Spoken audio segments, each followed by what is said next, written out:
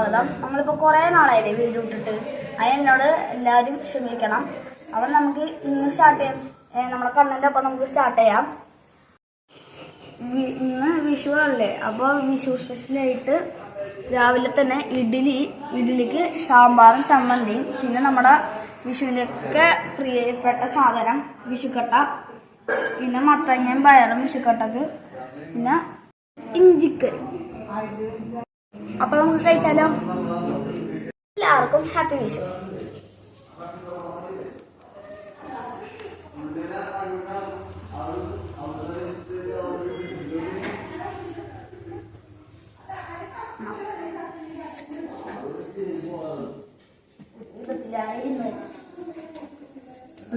സ്പെഷ്യലുണ്ട് നമ്മളെ കണ്ണന്റെ സ്വന്തം ഉണ്ണിയപ്പം.